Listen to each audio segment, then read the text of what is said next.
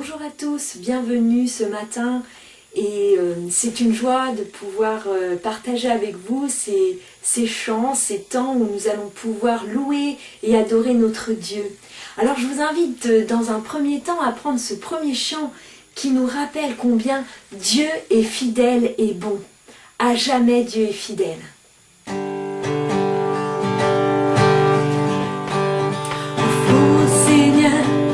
Reconnaissance, son amour dure à jamais, car il est bon, il est au-dessus de tout, son amour dure à jamais. Chantons,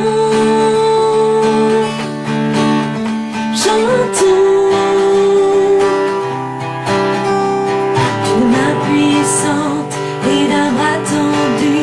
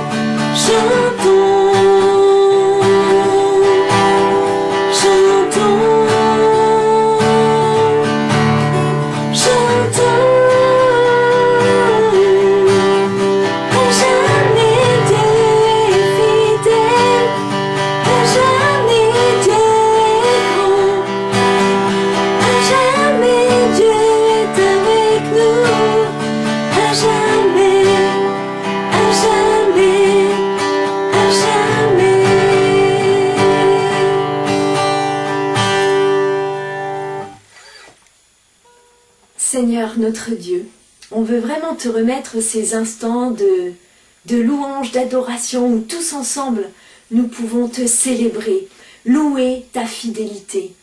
Amen. J'aimerais partager avec vous un passage qui se trouve dans Hébreux. Hébreux au chapitre 10, à partir du verset 23. Hébreux 10, verset 23. Gardons fermement l'espérance que nous proclamons, car Dieu reste fidèle à ses promesses. Veillons les uns sur les autres pour nous inciter à mieux aimer et à faire des actions bonnes. Puis j'aimerais poursuivre avec ce passage qui nous parle de la foi. C'est au chapitre 11 d'Hébreux. Mettre sa foi en Dieu, c'est être sûr de ce que l'on espère. c'est être convaincu de la réalité de ce que l'on ne voit pas. Ainsi, mes chers frères et sœurs, j'aimerais vous encourager à ne pas perdre l'espérance, à ne pas perdre la foi que l'on a en notre Père éternel. C'est donc par la foi que nous pouvons prendre ce chant qui nous dit « Celui qui met en Jésus une pleine confiance, jamais ne chancelle plus. » Celui qui met en Jésus une pleine confiance, jamais ne chancelle plus, compléter sa délivrance par la foi. Nous marcherons par la foi, nous triomphons par la foi. Mon Rédempteur me rendra plus que vainqueur dans les jours d'adversité. Quand tu sens gronder l'orage, regardant sécurité, à Christ reprends courage. Par la foi, nous marcherons. Par la foi, nous triomphons. Par la foi, mon Rédempteur me rendra plus que vainqueur. Par la foi, je marcherai en comptant sur ses promesses. Par lui, je triompherai en tout temps de mes détresses. Par la foi, nous marcherons. Par la foi, nous triomphons. Par la foi, mon Rédempteur me rendra plus que vainqueur. Par la foi, nous marcherons. Par la foi, nous triomphons. Par la foi, mon Rédempteur me rendra plus que vainqueur. Seigneur, c'est vrai, dans ces temps, nous voulons nous dire que par la foi nous avançons, par la foi nous sommes plus que vainqueurs. Amen. Gloire à son nom. Nous allons poursuivre ces temps avec ce chant qui nous dit que Dieu est notre ancre et notre voile. Dieu, tu es ma force, ma consolation, une lampe devant mes pas. Ta voix a triomphé de l'ouragan, remporté le combat. Tu m'offres chaque jour ton infaillible amour, toi qui as fixé le cours des étoiles, sois mon encre, sois ma voile. Tu étends mes ailes pour toucher les cieux, protégé par ta main. Ta grâce m'appelle à lever les yeux et suivre ton chemin. Tu m'offres chaque jour ton infaillible amour, toi qui as fixé le cours des étoiles, sois mon encre, sois ma voile. Ta miséricorde coule de la croix, ton sang m'a racheté. Tout ce que je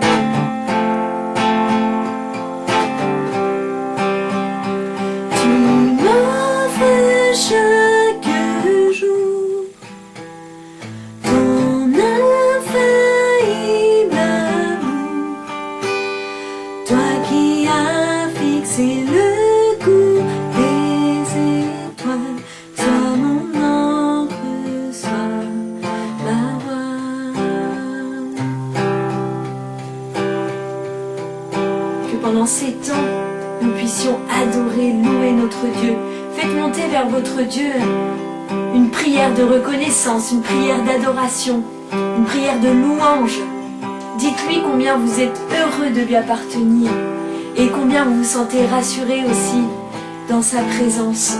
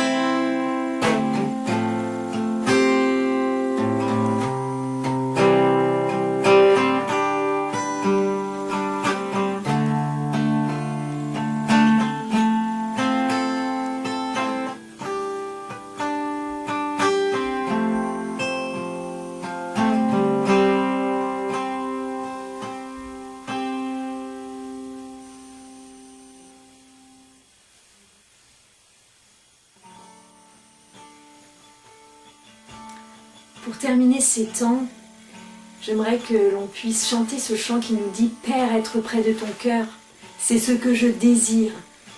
C'est vraiment ce que nous désirons, être près de son cœur, ressentir sa présence, ressentir combien auprès de Dieu nous avons cette paix, cette guérison.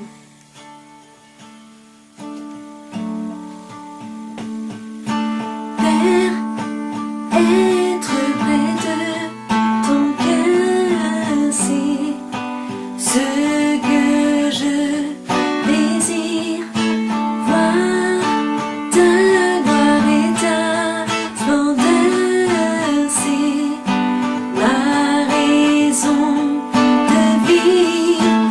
Où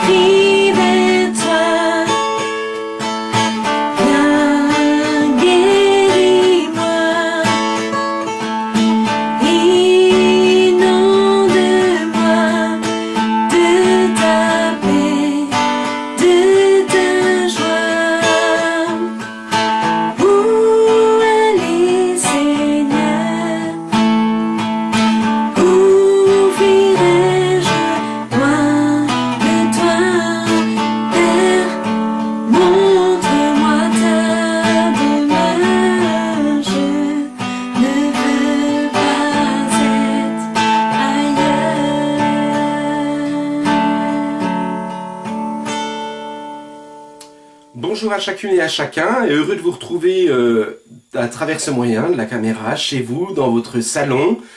Tout d'abord, avant de commencer à prendre le texte de la parole, j'aimerais débuter par quelques annonces. La première, c'est qu'avec Esther, on veut vraiment vous remercier, chacune et chacun, pour les retours positifs que vous nous faites concernant la façon de vivre ces cultes pendant cette période de confinement. Vraiment, toutes vos paroles que vous nous avez adressées, que vous nous avez envoyées, sont vraiment pour nous source de bénédiction. On veut vraiment vous offrir toute notre reconnaissance en retour. Dans les annonces, toujours, la semaine prochaine, nous ferons notre premier culte avec Sainte Seine en temps de confinement. Donc j'aimerais vraiment vous amener à penser à acheter du pain, du jus de raisin ou du vin, suivant votre habitude, pour pouvoir partager ce temps à travers la caméra. Vous aurez aussi noté cette semaine dans vos mails cette annonce, on va commencer à mettre en place une structure sociale. On s'est rendu compte que quelques personnes étaient en situation de grande précarité. Donc si c'est votre cas, donc vous avez possibilité de prendre contact avec l'église pour que l'on puisse venir vous aider. Et si la situation économique vous le permet, pour ceux qui sont dans une situation meilleure, le samedi de 10h à midi, l'église sera ouverte pour recevoir les dons que vous voudrez apporter. Avec le conseil aussi, on souhaitait continuer à vous encourager. Même si l'église est fermée, nous continuons à avoir des charges pour l'église, et on aimerait vraiment continuer à vous encourager à participer économiquement au soutien de l'Assemblée. Donc vous trouverez le lien juste là-haut pour pouvoir faire un don en ligne. Enfin, j'aimerais vraiment vous encourager, si vous aimez cette chaîne, si vous aimez ce qui est fait au cours de ces prédications, par ces chants qui sont apportés, et puis sans doute peut-être qu'un jour on aura l'occasion encore de développer un petit peu plus la chaîne.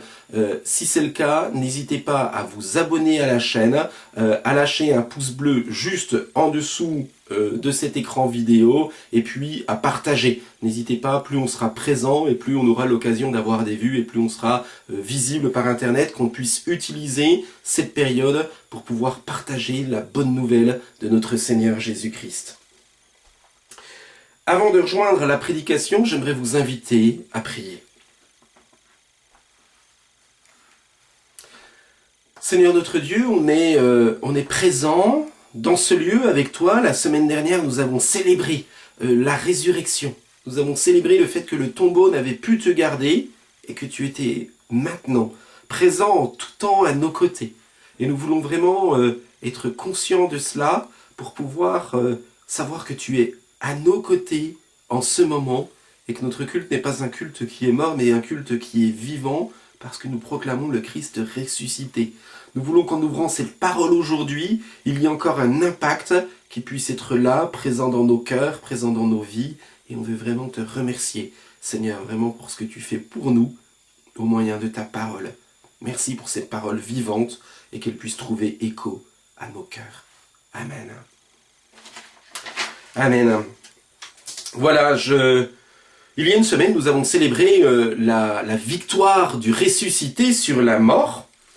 Et pourtant, certaines fois, cette victoire, même si nous avons réussi à la concevoir, même s'il fait partie de nos confessions de foi, ne trouve pas forcément écho dans notre cœur, dans notre vie. Nous n'avons pas de problème à proclamer le Christ ressuscité sans que cela change forcément notre façon de vivre, notre façon de nous atteindre. Je ne sais pas si vous avez déjà eu l'occasion, vous savez, d'avoir des moments où, dans votre vie de foi, vous êtes déçu de vous-même.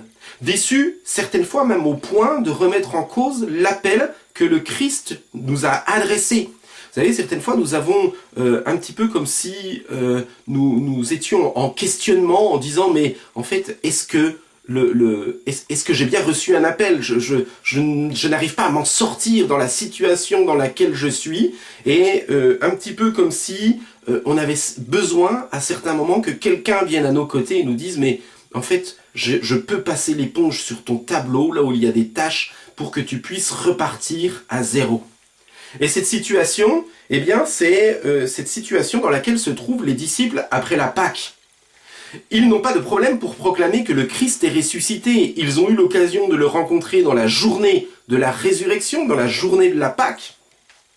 Et pourtant, le Christ est ressuscité, mais ça ne change rien pour eux dans leur vie. Ils en sont toujours au même point qu'avant la résurrection. Et même pire que cela pour Pierre, puisque Pierre, à chaque fois qu'il essaye de se relever, ne cesse de se souvenir du reniement qu'il a adressé par 3 fois. Les disciples ont abandonné le Christ à la croix, et Pierre est allé plus loin que tous les autres. Et j'aimerais prendre un texte biblique qui va montrer combien Jésus s'intéresse à toutes celles et tous ceux qui pensent qu'ils n'ont plus de solution dans leur vie. Lorsque nous sommes dans cette situation où nous pensons que nous ne pourrons pas redémarrer, eh bien j'aimerais prendre un texte qui va nous montrer combien Jésus s'intéresse à nous et combien il peut nous relever. Ce texte se trouve dans l'évangile de Jean, au chapitre 21, à partir du verset 1 jusqu'au verset 19. Jean, chapitre 21, versets 1 à 19. Quelque temps après, Jésus se montra encore à ses disciples sur les bords du lac de Tibériade. Voici dans quelles circonstances. Simon-Pierre, Thomas appelé le jumeau, Nathanaël de Cana en Galilée, les fils de Zébédée et 2 autres disciples se trouvaient ensemble. Simon-Pierre dit aux autres, « Je m'en vais pêcher. » « Nous aussi, nous y allons avec toi, lui dirent-ils. Et les voilà partis, ils montèrent dans un bateau, mais la nuit s'écoula sans qu'ils attrapent un seul poisson. Déjà le jour commençait à se lever, et Jésus se tenait debout sur le rivage. Mais les disciples ignoraient que c'était lui. Il les appela. « Et les enfants, avez-vous pris du poisson ?»« Rien, répondirent-ils. » « Jetez le filet du côté droit du bateau, leur dit-il alors, et vous en trouverez. » Ils lancèrent donc le filet et ne purent plus le remonter tellement il y avait de poissons. Le disciple que Jésus aimait dit alors à Pierre, « C'est le Seigneur. » En entendant que c'était le Seigneur, Simon-Pierre, qui avait enlevé sa tunique pour pêcher, la remit et se jeta à l'eau. Les autres disciples regagnèrent la rive avec le bateau en remorquant le filet plein de poissons, car il n'était qu'à une centaine de mètres du rivage. Une fois descendus à terre, ils aperçurent un feu de braise avec du poisson dessus et du pain. Jésus leur dit, « Apportez quelques-uns de ces poissons que vous venez de prendre. » Simon-Pierre remonta dans le bateau et tira le filet à terre. Il était rempli de 153 gros poissons, et malgré leur grand nombre, le filet ne se déchira pas. « Venez, mangez, leur dit Jésus. » Aucun des disciples n'osa lui demander, « Qui es-tu » Il savait que c'était le Seigneur. Jésus s'approcha, prit le pain et le leur distribua. Puis il fit de même pour le poisson. C'était la 3e fois que Jésus se montra à ses disciples après la résurrection. Après le repas, Jésus s'adressa à Simon-Pierre. « Simon, fils de Jonas, m'aimes-tu plus que ne le font ceux-ci » ? « Oui, Seigneur, répondit-il, tu connais mon amour pour toi. » Jésus lui dit, « Prends soin de mes agneaux. » Puis il lui demanda une 2e fois, « Simon, fils de Jean, m'aimes-tu » ? « Oui, Seigneur, lui répondit Simon, tu connais mon amour pour toi. » Jésus lui dit, « Nourris mes brebis. » Jean lui demanda une 3e fois, « Simon, fils de Jean, as-tu de l'amour pour moi ?»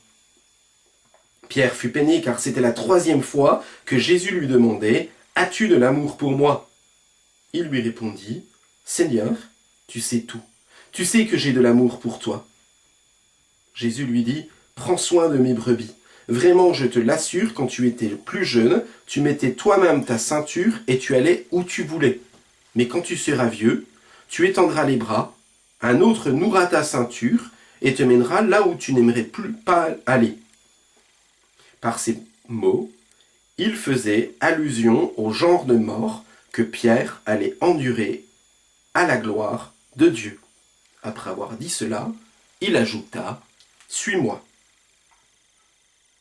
Après la résurrection, Jésus n'a pas encore été enlevé au ciel, Et l'une de ses priorités se trouve à l'attention qu'il souhaite porter auprès de ses disciples qui se trouvent blessés. Ces disciples sont comme mis sur le côté par leur position, par leur situation. Ils avaient abandonné Jésus et ils ont besoin d'entendre la parole du Seigneur pour être mis de nouveau en mouvement. Et dans le texte que nous avons lu, nous avons toute une pédagogie qui est en train de se dessiner pour nous montrer la façon dont Jésus va venir atteindre ses disciples. Et nous avons une première partie de cette histoire qui nous raconte le scénario de cette pêche miraculeuse suivie d'un repas. Tout semble au début normal, jusque cette expression qui est employée, Jésus se manifesta encore à ses disciples. Et en fait, lorsque nous commençons avec ce verset premier, eh bien nous sommes invités à ouvrir les yeux tout ronds en nous disant, mais si Jésus est là, qu'est-ce qu'il va bien pouvoir se passer? Et ce récit est truffé de détails et d'anecdotes pour nous montrer la pédagogie que Jésus va employer pour revenir retrouver ses disciples. Tout d'abord, nous avons affaire à des pêcheurs qui partent le soir au travail comme cela se fait dans la vie courante.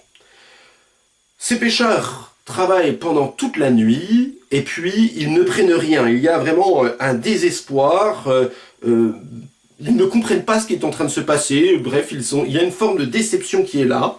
Et puis tout d'un coup, il y a cet homme qui est auprès du rivage, qui va les interpeller, et au moment où il les interpelle, eh bien tout se met en branle dans le récit.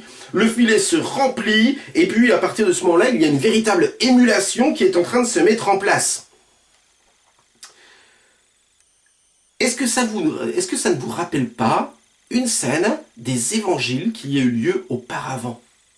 En fait, cette scène des évangiles, elle est semblable au premier appel que Jésus a adressé à ses disciples.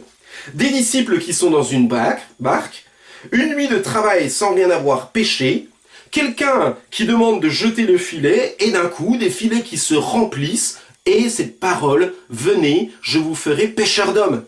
Et les disciples sont là, ils voient les filets qui se remplissent, ils ne comprennent rien, et tout d'un coup, il y en a un qui a un petit peu plus de jugeote, un peu plus de sensibilité, et vous avez l'apôtre Jean qui regarde la situation. Une nuit de travail, le filet qui se remplit, cet homme qui nous interpelle. Il tape dans le coude de Pierre et lui dit, mais regarde cette situation, ce n'est pas normal, c'est le Seigneur qui est là en train de nous interpeller. Et à partir de ce moment-là, la situation devient plus claire, leurs yeux spirituels commencent à s'ouvrir. Et remarquons ce que Jésus a fait. Il les a précédés avant même que les disciples aient eu le temps de se rendre compte de la situation qu'ils allaient vivre. Jésus a déjà préparé le chemin, déjà dans le fait d'aller les rejoindre au bord du rivage. Mais non seulement il allait les rejoindre, mais bien avant que ses disciples ne se rendent compte qu'il était là, Jésus avait préparé des choses en faisant chauffer du pain, en faisant chauffer le poisson, en préparant le feu. Jésus avait une longueur d'avance sur la situation des disciples, même si les disciples ne s'en rendaient pas compte. Et tout dans ce texte nous révèle avec quelle subtilité Jésus va les rejoindre là où ils se trouvent. Et il les rejoint dans un premier temps sans aucune parole. Certaines fois aussi parce que les paroles que nous pouvons entendre pourraient être cassantes, pourraient nous faire du mal, seraient mal appropriées. Mais là, avec une douceur toute particulière, comme celle d'une maman qui prépare la maison avant la levée de son enfant, comme cette situation de douceur que nous avons particulièrement appréciée dans notre vie lorsque tous les éléments étaient là pour nous apporter la paix et le calme, Jésus est dans cette situation, il a tout préparé pour que les disciples puissent être dans un climat de paix et de sérénité. C'est un petit peu comme s'il leur envoyait ce message, ne vous en faites pas, nous sommes amis et je suis là à votre rencontre pour vous apporter ce dont vous avez besoin. Depuis quelques jours, je sais que vous vous sentez perdu, je sais l'état émotionnel dans lequel vous vous trouvez, mais je vous attends depuis tout à l'heure au bord du lac et j'attendrai le temps qu'il faudra pour que vous puissiez venir me retrouver. Et alors que les disciples avaient le ventre vide, alors qu'ils ne savaient peut-être même pas ce qu'ils allaient pouvoir manger dans la journée, Jésus est déjà au bord du rivage en ayant préparé du poisson et du pain. Leur cœur est vide, leur cœur est fatigué, mais Jésus est là pour combler leurs attentes. Et cette image qui est là est aussi renvoyée à nous-mêmes lorsque nous sommes dans cette situation de faiblesse, de panique, où nous avons juste besoin d'être câlinés, d'être cajolés. Ce texte nous dit que Jésus ne nous reprochera rien et qu'il sera toujours à nos côtés. Ce repas est le symbole de l'assistance spirituelle et temporelle que nous pouvons trouver auprès de Jésus. Jésus saura pourvoir à tous nos besoins spirituels et à tous nos besoins temporels. Mais bien plus. Les disciples ne sont pas invités à rester passifs devant ce que le Seigneur a fait. Jésus a déjà allumé le feu, il a mis du pain et des poissons, mais maintenant ce sera au tour des disciples de participer en apportant le leur. Jésus va les inviter en disant « Mais maintenant, prenez de vos poissons et amenez-les. » Et c'est par cette façon douce et subtile que Jésus les appelle à s'ouvrir à un avenir nouveau.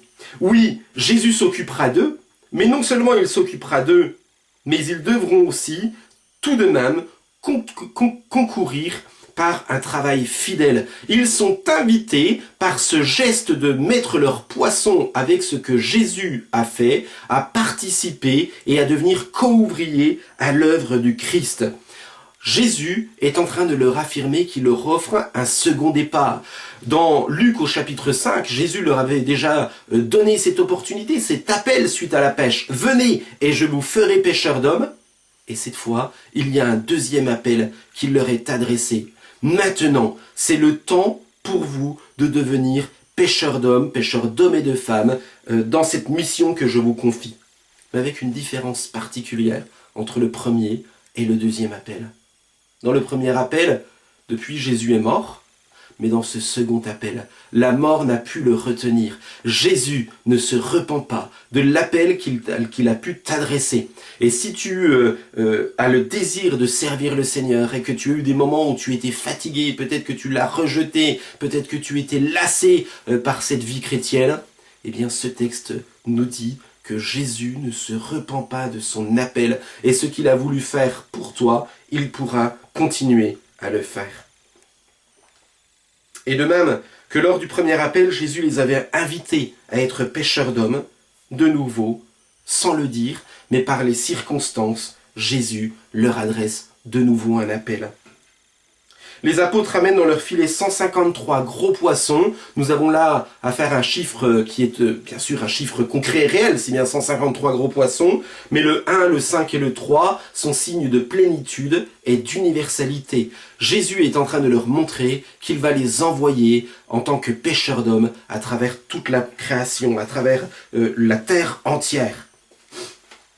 Jésus indique qu'il rétablit ses disciples dans le ministère de pécheurs qu'il leur avait adressé. C'est un nouveau commencement. Il leur rappelle que s'il n'était pas digne de son appel en l'abandonnant, lui ne les a pas abandonnés et il leur offre cette occasion d'un second départ. Et peut-être que comme la pêche au poisson, tu n'avais pas réussi, peut-être que tu étais démoralisé, peut-être que tu pensais rester dans ta routine. Mais non, le Seigneur est à côté de toi et il saura venir te rechercher à l'endroit où tu es pour pouvoir te remettre en place. Venir te rechercher, eh bien c'est aussi ce qu'il va faire avec une autre personne plus spécifiquement. Je vous ai dressé un super tableau et pourtant il reste un grain de sable dans ce rouage que j'ai pu dresser. Un obstacle demeure. Et cet obstacle, c'est Pierre plus précisément. Et dans cette deuxième partie du texte, eh bien, Jésus va s'intéresser plus spécifiquement à Pierre. Et pourquoi est-ce qu'il va s'intéresser plus spécifiquement à Pierre? C'est que si les autres se sont juste sauvés devant Jésus qui allait à la croix, Pierre a fait pire que tous les autres. Par 3 fois, il a renié son Seigneur.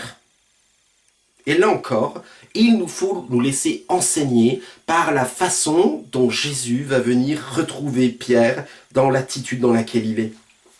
Simon, fils de Jonas, m'aimes-tu ? Comment ne pas penser à ce Pierre fougueux qui, quelques jours auparavant, avait eu l'impudence de dire, même si tous venaient à s'en aller, moi, je ne t'abandonnerai pas. Même si tu étais pour tous une occasion de chute, tu ne le serais pas pour moi. Où sont passées toutes ces paroles ? Par 3 fois, il l'a renié. Et Pierre devait être tout honteux. Depuis qu'il avait abandonné Jésus au bord du brasier, dans la cour du souverain sacrificateur. Et Jean nous amène à être très attentifs à la façon dont il raconte le scénario. Ce texte nous dit, et ce n'est pas par hasard, qu'il y a un brasier sur cette plage que Jésus a allumé. Et ce brasier, il n'est pas là par hasard. Nous avons Jésus, les disciples et Pierre qui se trouvent auprès de ce brasier. Et la dernière fois que Pierre s'est retrouvé auprès d'un brasier, c'était dans la cour du souverain sacrificateur, là où Pierre avait renié son sauveur, dans Jean 18, verset 18. Et Jésus va venir retrouver Pierre là où il l'avait abandonné. Et peut-être que tu as eu cette occasion d'abandonner le Seigneur, d'être démoralisé, d'être dans une situation dans laquelle tu n'aurais pas aimé être. Eh bien, le Seigneur saura venir te rechercher à l'endroit le plus improbable, à l'endroit où tu pensais que même Jésus n'oserait pas aller, à l'endroit qui était pour toi une honte, ça peut être pour toi le lieu de ton relèvement. Puis vient cette triple question, alors que Jésus et Pierre sont en tête à tête. M'aimes-tu plus que ceci ? Cela renvoie à la supériorité que Pierre avait osé avoir par rapport à ses frères. Mais le Seigneur vient lui offrir une nouvelle lecture. Il vient lui dire que l'ancien Pierre, qui avait beaucoup trop de confiance en lui-même, doit mourir à lui-même pour laisser l'œuvre de Christ et l'œuvre de l'Esprit s'opérer en lui. Et alors que Pierre avait abandonné par 3 fois son Seigneur, eh bien le Seigneur va l'interpeller par 3 questions pour pouvoir le remettre en place. Et c'est ainsi que le Seigneur va le rétablir dans sa tâche de berger de ses brebis.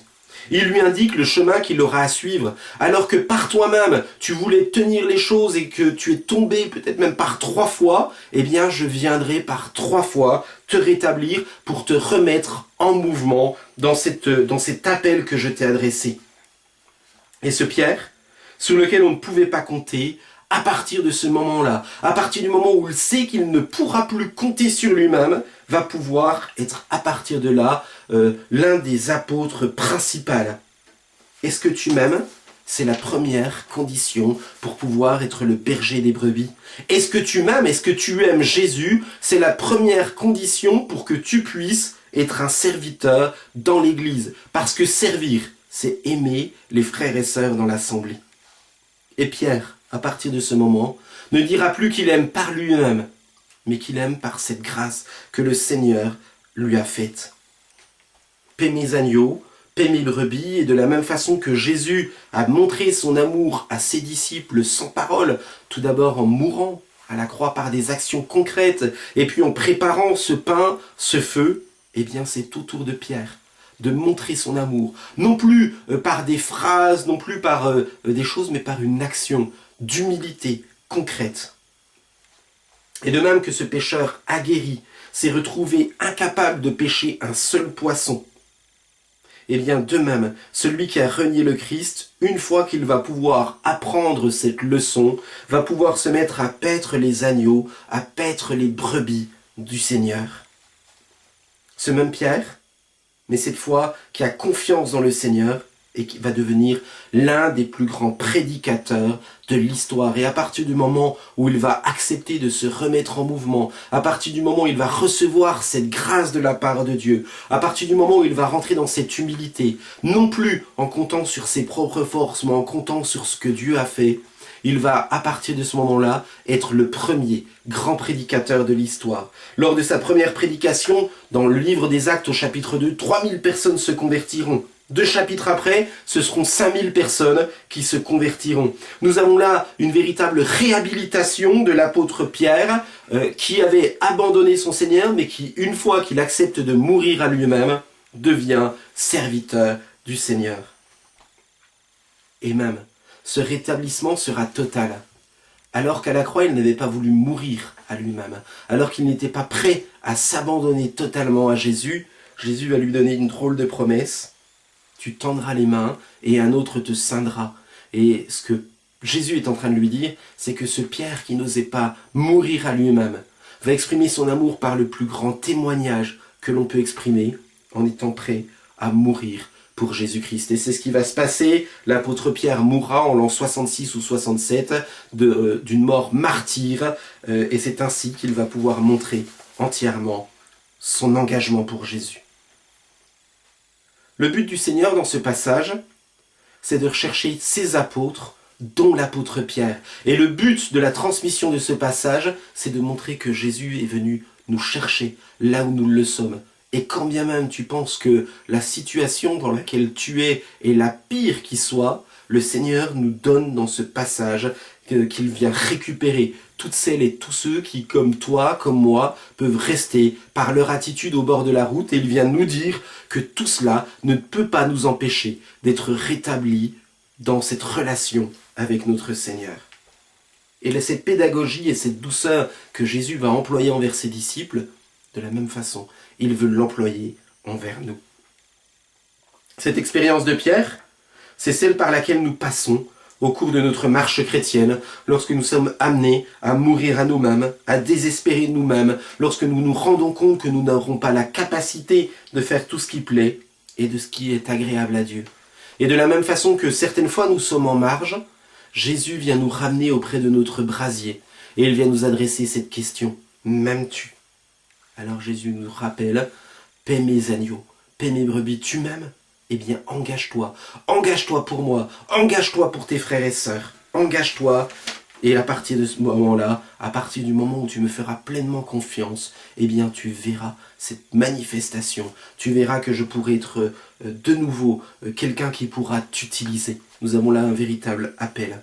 Et ce texte que nous avons lu se termine par « Suis-moi », cette invitation que Jésus a adressée à l'apôtre Pierre. Maintenant que tu es rétabli, maintenant que la résurrection a un véritable écho dans ta vie, suis-moi. Et c'est cette parole que Jésus nous adresse à chacune et à chacun.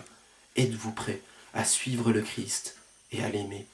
Que nous puissions prendre un moment pendant lequel nous pouvons penser, réfléchir à cela. Et si vous avez ce désir de servir le Christ, que dans la prière que je vais pouvoir adresser, que vous puissiez vous y associer pour pouvoir vous engager en ayant cette pleine conviction. C'est que si vous étiez fatigué, délaissé, blessé, que le Seigneur peut vous rétablir. Seigneur notre Dieu, on se tient devant toi en prenant conscience de ce texte qui nous ouvre à cette nouvelle vie. Nouvelle vie que toi tu as reçue par la résurrection, mais qui a aussi un véritable impact pour chacune et chacun d'entre nous. Et Seigneur, un peu comme ces disciples, certaines fois nous nous trouvons en marge, nous nous trouvons dans des situations où on pense que nous ne serons plus atteignables par toi. Nous pouvons même être déçus de nous-mêmes.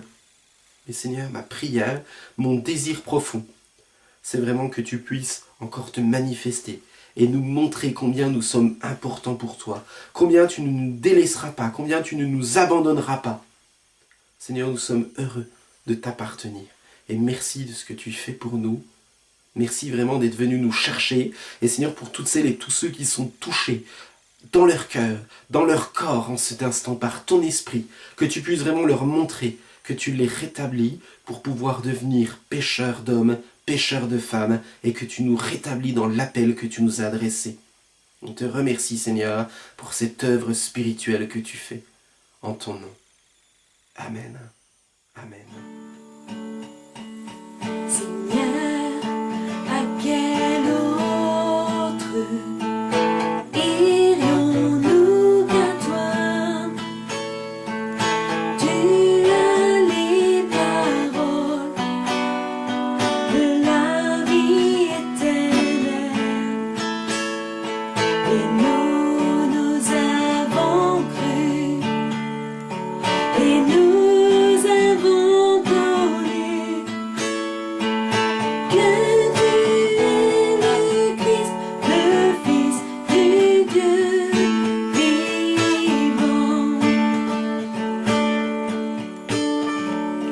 Seigneur, à quel autre irons-nous qu'à toi?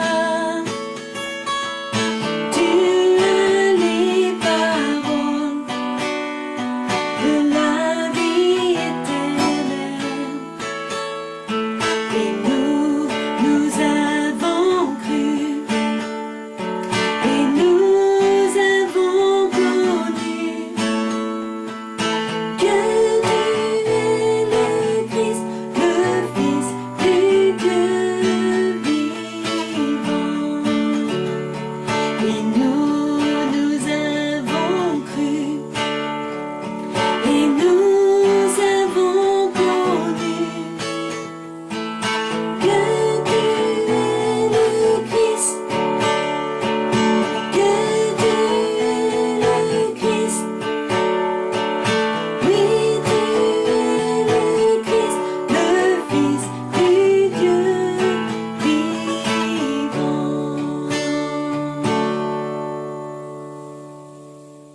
Notre culte arrive à sa fin. Merci de nous avoir suivis pendant ces moments. J'aimerais vous laisser avec cette parole de bénédiction que l'on trouve dans l'Écriture, dans 2 Thessaloniciens, au chapitre 3, verset 16, qui nous dit que le Seigneur, qui donne la paix, vous accorde lui-même la paix, en tout temps et de toute manière.